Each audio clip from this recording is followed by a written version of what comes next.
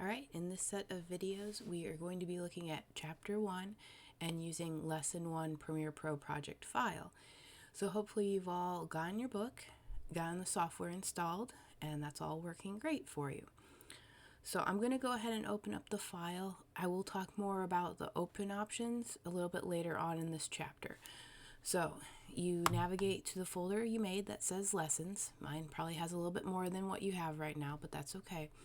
And we're going to use Lesson 01. So you want to double click this and it will launch your Adobe Premiere Pro software. It may take a moment, it may be slower depending on your computer. Also note that if you've installed one of the most recent versions, like our book is using CC 2020 files as far as our demo materials, and we're probably in CC 21 or 22 depending on if there's another newer version out. So what's going to happen is you're going to get this convert project message, and that's okay. All it's doing is stepping up to the latest version. This is what I meant when stuff's not really backwards compatible.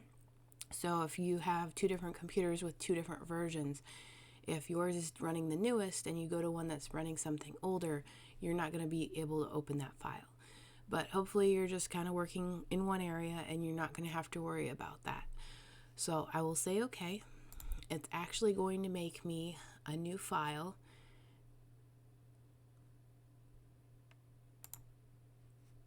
In my lessons folder. So now you can see there's lesson 01_1, and this is the one that it made. The book is also going to have us resave it as a working file, and we'll get to that in a little bit. But I wanted to have Adobe Premiere up as I was talking about some of the first stuff in the chapter. Alright, so one of the first things that you have read about is nonlinear editing. And if you're still confused to what that is versus linear, the best way I can explain this is if you take out your cell phone and shoot a video, you hit start, you hit stop. That is one video done, no editing to it. That would be considered linear. There was no edits, no adjustments, no tweaks, nothing of that sort. It's just start to finish. However, when you bring videos into Premiere, it allows you to bring in multiple ones. It allows you to bring in photo stills, Illustrator files, audio clips, and all that. And as you can look here, this is our timeline, so we'll be working with that a lot. But they can already have cut different videos that was taken into clips, and they're in whatever order the people that made this example picked, but that means they're not any set defined, A to Z order. This might have been A, this might have been M. It just whatever they were. So nonlinear would be an arrangement of files in any order that you like. That's not just start to finish. So hopefully you have a better understanding of what nonlinear editing is, and we will be doing a bunch of that this semester.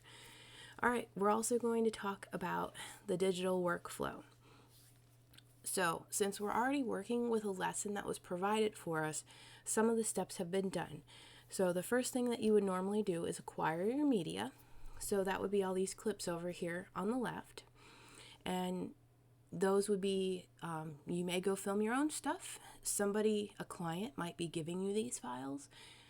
In this case, the book is providing us files. So that would be how you acquire media. Each project is going to be different as far as if you're out in the real world.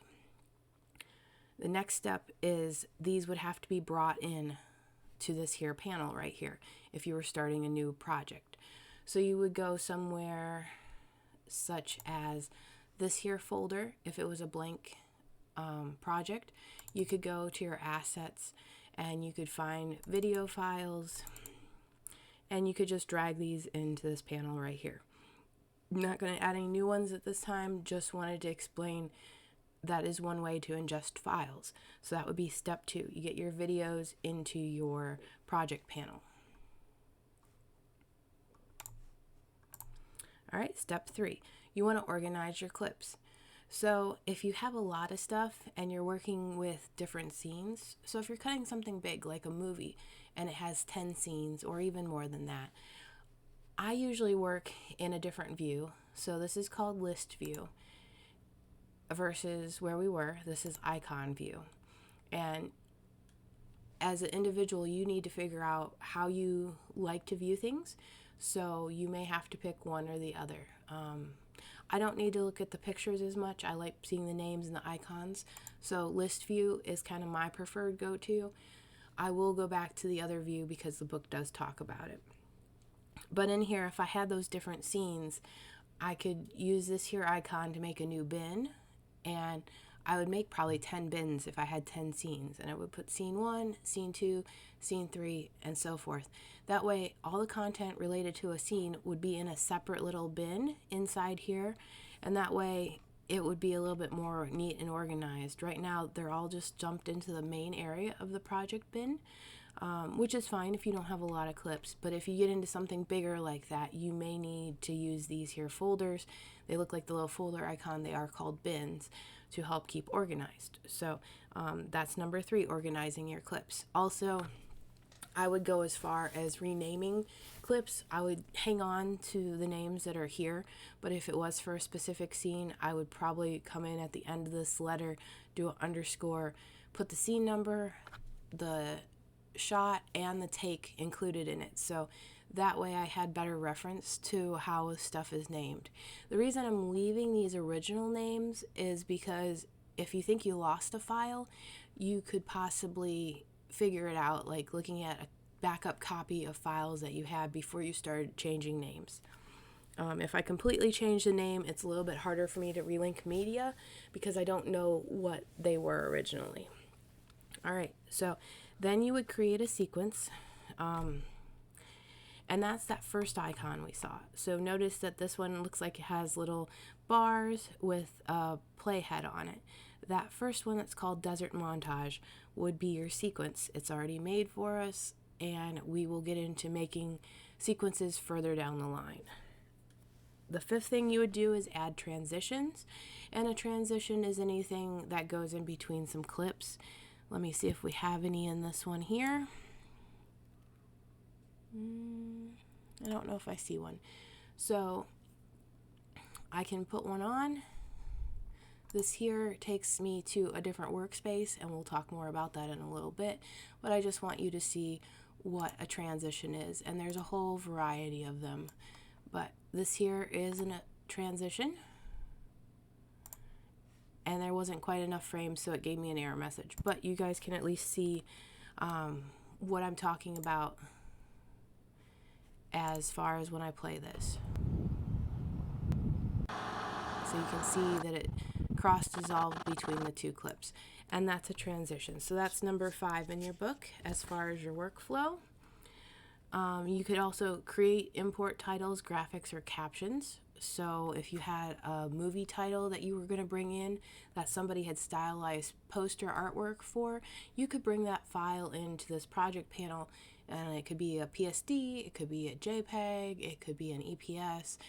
It takes a variety of different files. 7, you can adjust the audio mix. So where you see all these A's, these are your audio tracks, and you can make additional adjustments to those as well. Just setting myself back to the layout that we were originally in as I'm talking. So you can make those adjustments, and we will definitely cover more of that in the near future. I'm also going to take off this effect because that's not relevant to what this chapter is asking for. Okay, and then number 8 is output, and I made a separate video about output for our specific uses for turning in assignments, but you would make sure that this is highlighted. You'd come up here to File, you would go to Export, and then Media, and a window will populate, and then these are all different types of formats. So when it's talking about outputting, you can set up different formats, and a lot of times that's based on whatever your client is asking for. Okay, so trying to keep the video short, I'm going to go ahead and stop this one. That covered the first part of the chapter, and then the next one will come back with a new topic.